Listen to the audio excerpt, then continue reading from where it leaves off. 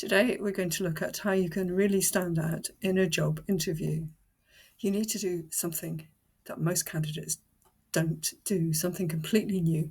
You need to flip the focus. And in this video, I'm going to show you exactly how to do that. Let's start out by looking at what most people do, what you probably do, and in fact, what I did when I was younger. Most people think that standing out at an interview means having this perfectly polished CV, answering questions really smoothly, showing all your best qualities. Now, there's nothing wrong with that. It's all very important. The thing is, it's just not enough. The real way to stand out is to stop trying to impress and start trying to understand. That is, to understand the company and what they need. So this just involves reframing your mindset. It means before your next interview, you just prepare in a different way. It's not really that difficult. So let's take a look at how to do it. So the first thing is to make it about them and not about you. So instead of walking in trying to prove yourself and how good you are, walk in with the goal of understanding what it is that they need. Think differently. Instead of thinking, do they like me? Ask yourself, what can I help them with? It's just a change in approach, and it's a strategic approach that will make you memorable, and it's going to make the interviewer's job an awful lot easier too. So let's take a look at why most people fail to stand out at their interview. First of all, it's not an exam. Most people treat the interview like an exam. And yeah, of course, it certainly feels like that. I certainly know it did for me.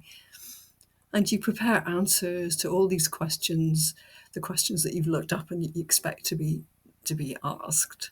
And while that's good, it's just part of the process.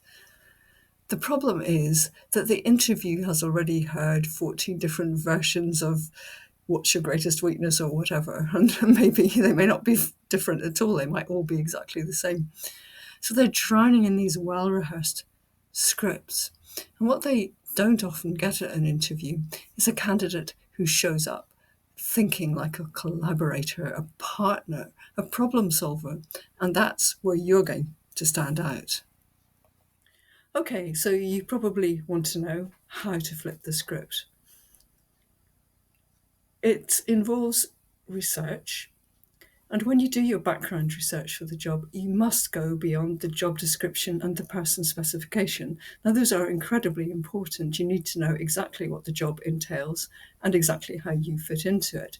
But you need to go further.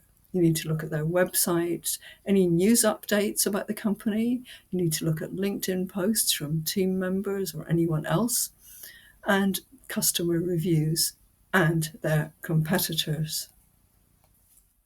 And as you're doing this, ask yourself some of these questions. What challenges might this team or department be facing right now? Are they expanding fast and struggling to scale operations? Are they trying to modernize outdated systems? Are they launching a new service in a crowded marketplace? And you don't need to get this as an insider. You just need to be curious and to do the research, to read up as much as you can, company reports, any information that they provide. You need to take all that research that you've done and to make your experience relevant to them. And so instead of just talking about what you did in the job, talk about the results that you got. So you're tying in your experience to what they really care about. Let's take a look at an example. Any example that you use must, of course, be true. Don't just copy something that you've read in a book or that you've found in a video. But here's an example. At my last job, I led a project leading to a 30% reduction in onboarding time. I saw that your company is hiring rapidly, and if that's a challenge here, I'd love to help streamline your onboarding process. So you're looking at something that you've done successfully and that they are trying to do and that you could potentially help with. And this makes them see you not just as an ordinary candidate, but someone who's a potential solution to a problem that they've got. You want to make sure that you make yourself memorable. So bring up something small, something that you turned up in your research, but something very specific. It could be a blog post that they shared. It could be a recent product launch. It could be a community initiative. It could be a shift in their strategy. And make sure that it's something that you can really help them with. So here's an example. I saw your recent post about your mentorship program for new hires. That really resonated with me. At my last job, I set up a buddy system for new employees. I'd be happy to share what worked if you would find that useful. This shows that you have done your homework, that you've paid attention to detail, and again, that you've got something to offer. When it gets towards the end of the interview, you might be in a hurry to get out the door, and you might decide that you don't want to ask any questions, but that's a mistake. You really should ask some insightful questions. I mean, don't just ask what the salary is and that sort of thing. You probably know that already, but that's a sort of question that doesn't really lead anywhere. Things like, what are the biggest goals for this role in the next 6 months? I mean, that's going to help you a lot as well, because you want to make sure it aligns with your goals and your abilities. What would success look like in the first 90 days? That's a good one too. And what's one challenge the team is currently working through? Because then you can go away and really think about that and think about a solution that you might be able to give. And perhaps something will come to mind while you're there, so you could perhaps make a suggestion. And this is a really interesting thing. What do you wish more candidates understood about this role? Well, that's going to give you some insight back from them. So think very carefully about the questions that you ask at the end of your interview. And this is important, and this is why, because these questions will tell the interviewer that you're not just looking for any job, you're not just someone who's desperate to become employed, you're invested in this job, this team, this company, you're really interested, and you've got a lot to offer them.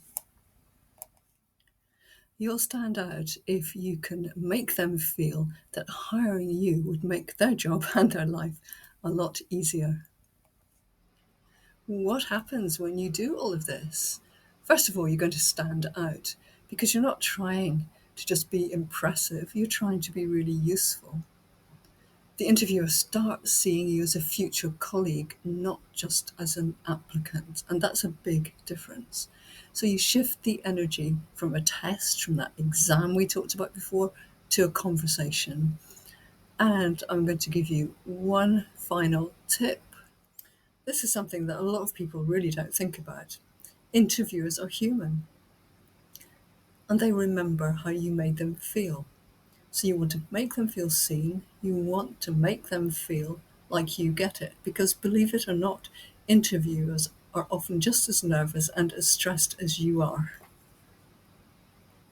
So I hope you've enjoyed this video, and if you'd like to see more videos about career change strategies, please subscribe.